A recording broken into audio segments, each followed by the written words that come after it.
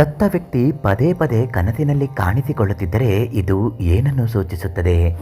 ಮನೆಯಲ್ಲಿ ಯಾವಾಗಲೂ ವಿಪರೀತವಾದಂತಹ ತೊಂದರೆಗಳು ಆಗುತ್ತಿದ್ದರೆ ಅಥವಾ ಮಾನಸಿಕ ನೆಮ್ಮದಿ ಇಲ್ಲದಿದ್ದರೆ, ನೀವು ಯಾವುದಾದ್ರೂ ಕಷ್ಟದಲ್ಲಿ ತುಂಬ ದುಃಖವನ್ನು ಅನುಭವಿಸುತ್ತಿದ್ದರೆ ಸತ್ತ ವ್ಯಕ್ತಿಗಳು ಕನಸಿನಲ್ಲಿ ಕಾಣಿಸಿಕೊಳ್ಳುತ್ತಾರೆ. ಇದು ಶುಭವೋ ಅಥವಾ ಅಶುಭವೋ?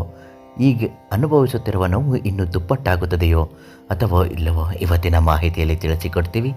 ನಿಮ್ಮ ಬದುಕಿನಲ್ಲಿ ಯಾವುದೇ ರೀತಿಯ ಸಮಸ್ಯೆಗಳು, ನೋವುಗಳು, ಕಷ್ಟಗಳು ತುಂಬಿಕೊಂಡಿದ್ದರೆ ಈ ತಕ್ಷಣ ಪರಿಹಾರ ಆಗಲೇಬೇಕು.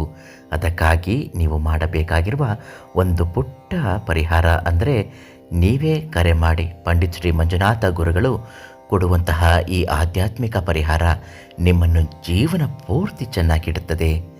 ಇನ್ನು ಯಾವುದೇ ಮನೆಯಲ್ಲಿ ಘನಘೋರ ಕೃತ್ಯಗಳು ನಡೆಯುತ್ತಿದ್ದರೆ ಅಥವಾ ಯಾವುದೇ ಒಂದು ಸಂದರ್ಭದಲ್ಲಿ ರಾತ್ರಿ ನಿದ್ರಿಸುವಾಗ ಸತ್ತಂತಹ ನಿಮ್ಮ ದೂರದ ಸಂಬಂಧಿಕರಾಗಿರಬಹುದು, ಪಿತೃಗಳಾಗಿರಬಹುದು, ಅಜ್ಜಿ ತಾತಂದಿರಾಗಿರಬಹುದು, ಕನಸಿನಲ್ಲಿ ಕಾಣಿಸಿಕೊಳ್ಳುತ್ತಿದ್ದರೆ ವಿಶೇಷವಾಗಿ ಅದರದ್ದೇ ಆದಂತಹ ಅರ್ಥವಿರುತ್ತದೆ.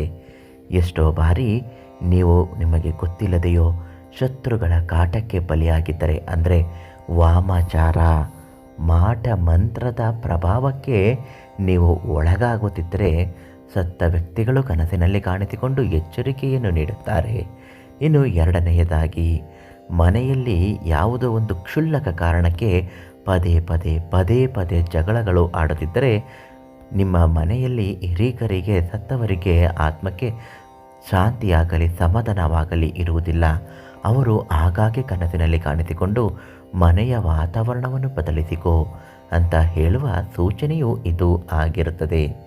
ಮೂರನೆಯದಾಗಿ, ಯಾವುದೋ ಒಂದು ವಿಚಾರಕ್ಕೆ ಮಾನಸಿಕವಾಗಿ ತುಂಬ ಕೊರಗಿ ಕಂಗಾಲಾಗಿ ಕುಗ್ಗಿ ಹೋಗುತ್ತಿದ್ದರೆ ಆಗಲೂ ಕೂಡ ಆ ಒಂದು ಪರಿಹಾರ ಆಗಬೇಕು. ಅಂದರೆ ನಿಮಗೆ ಆಗುವ ಒಂದೊಂದು ಕಷ್ಟಗಳು ನಿವಾರಣೆಗೆ ನಿಮ್ಮ ಹಿರೀಕರು ಹೆಗಲನ್ನು ಕೊಡಲು ಕನಸಿನಲ್ಲಿ ಕಾಣಿಸಿಕೊಂಡು, ಇನ್ನು ಮುಂದೆ ಈ ಕಷ್ಟಗಳು ನಿನಗೆ ಇರುವುದಿಲ್ಲ, ಚಿಂತೆ ಮಾಡಬೇಡ ಅನ್ನುವ ಸೂಚನೆಗಳನ್ನು ನೀಡುತ್ತಾರೆ. ನಾಲ್ಕನೆಯದಾಗಿ, ಯಾವುದೋ ಒಂದು ಸಂದರ್ಭದಲ್ಲಿ ನಿಮಗೆ ಮೋಸವಾಗುತ್ತಿದ್ದರೆ ಅಥವಾ ಯಾವುದೋ ಒಬ್ಬ ವ್ಯಕ್ತಿಯಿಂದ ನೀವು ವಂಚನೆಗೊಳಗಾಗುತ್ತಿದ್ದರೆ, ಇದ್ದಕ್ಕಿದ್ದಂತೆ ಸಾಲ ಮಾಡಿಕೊಳ್ಳುವ ಪರಿಸ್ಥಿತಿಗಳು ಆಗಿದ್ದರೆ, ನಿಮಗೆ ನೀವೇ ಆತ್ಮಹತ್ಯೆ ಅಥವಾ ಸಾಯುವಂತಹ ದುಸ್ಥಿತಿಗಳಿಗೆ ಹೊರಟು ಹೋಗಿದ್ದರೆ ಆಗಲೂ ಕೂಡ ಈ ಒಂದು ಸತ್ತ ವ್ಯಕ್ತಿಗಳು ಕನಸಿನಲ್ಲಿ ಕಾಣಿಸಿಕೊಂಡು ಮುನ್ನೆಚ್ಚರಿಕೆ ಕ್ರಮವನ್ನು ತೆಗೆದುಕೊಳ್ಳಲು ಹೇಳುತ್ತಾರೆ. ಹೀಗೆ ಸತ್ತ ವ್ಯಕ್ತಿಗಳು ಕನಸಿನಲ್ಲಿ ಬಂದಾಗ ನೀವು ಪರಿಹಾರವನ್ನು ಕಾಣಲೇಬೇಕು. ಅದಕ್ಕಾಗಿ ಮಂಜುನಾಥ ಗುರುಗಳು ತಿಳಿಸಿರುವ ಹಾಗೆ ಪರಿಹಾರವನ್ನು ಮಾಡಿಸಿಕೊಳ್ಳಿ. ಇಲ್ಲದಿದ್ದರೆ ಅಪಾಯ ಕಟ್ಟಿಟ್ಟ ಬುತ್ತಿ.